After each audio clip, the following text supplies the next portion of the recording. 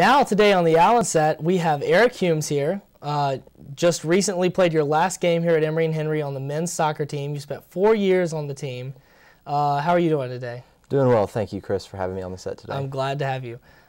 We wanted to talk a little bit about your experiences here as an Emory Henry soccer player. And then also we're going to go and talk a little bit more about national soccer, like U.S. national soccer, and get your opinion on what the U.S. needs to do to compete on a world level. Okay. First off, though, we'll talk about Emory Henry.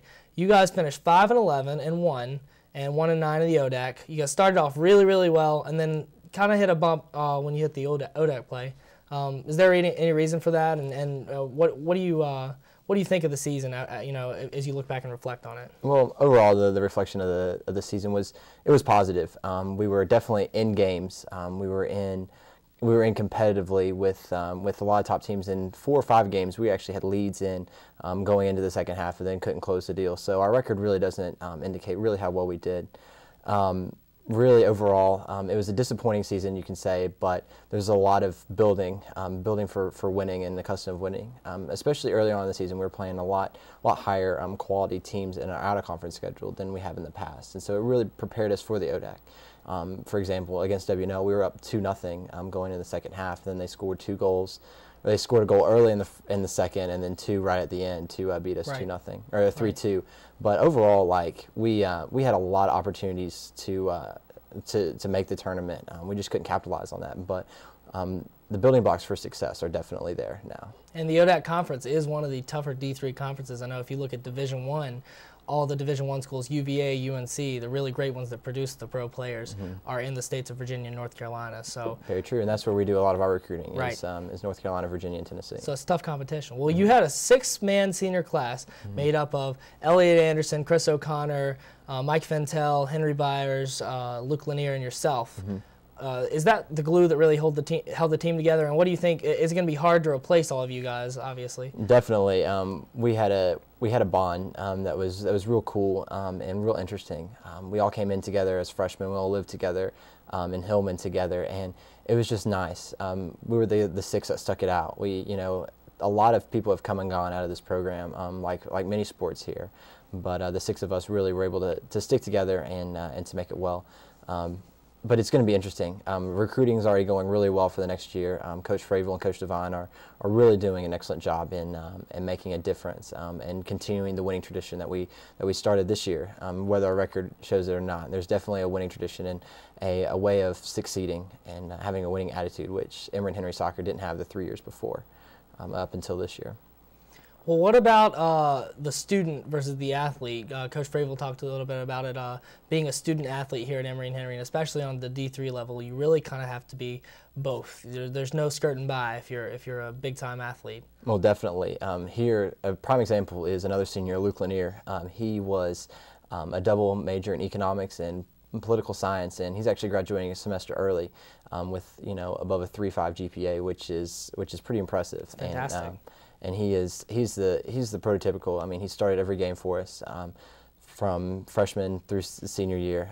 Both with Chris O'Connor, they all of us really have strong GPAs and excel on the soccer field as well.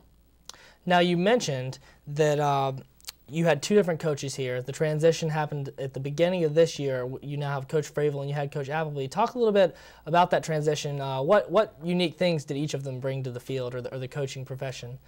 Well, Coach Appleby gave me a call earlier this year in the summer when I was out working at camp in New Mexico, and he was like, I accepted a job at Johns Hopkins.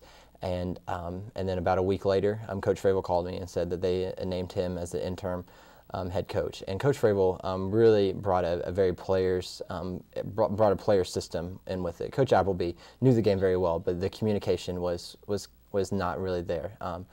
From the player to the coach, but right. Coach Fravel is definitely a player's coach, and he was a player here, and he's been assistant coach here, and now he is the interim coach, and he's definitely made a smooth transition. And Coach Devine, who I played with my freshman and my sophomore year here, right. Has made a huge difference for him as well. do you watch very much soccer on the international level, and do you have a favorite team or a player? On the international level, I do. Whenever we get an opportunity here in the States, because there's not much, but I do. Manchester United is my team. I liked when they had Beckham and Ruud van Nistelrooy and some of those older players. But now with Rio Ferdinand and Cristiano Ronaldo, Wayne Rooney, those guys are the core of what they have there. The new generation, yeah. And actually, Ferdinand's been there a while, but you know he's still not that old yet. You know. Also, what do you think the U.S. national team has to do to compete on an international level with some of these teams that, you know, get their kids at 8 or 9 years old and they keep them in their national squad, you know, all the way through up through their U17, U21, you know, all that stuff? Well, we just need to continue just to develop. There's definitely a lot of promise, but we just continue to send players overseas and then continue to build the MLS up to what it can be as a strong league that it has potential to become. And one last thing on E&H soccer, I'm going to get you to tell me this. As a prospective student and player, what was it that sold you to Emory and Henry's campus? One of the things that really sold me here was the environment and the camaraderie that we do have as a team. It's very interesting. We are a family. In Coach Fable's interview with him, he talked a lot about family and unity. We definitely do have that. You see us around with each other all the time. We're hanging out on and off the field, which is unique. We're a big enough team where, you know, we don't get in nitpicky fights, but we're also together. And you see us, and we know who we are, and it's a nice atmosphere. One of the benefits of a small college and a small team as well. Yeah, for sure.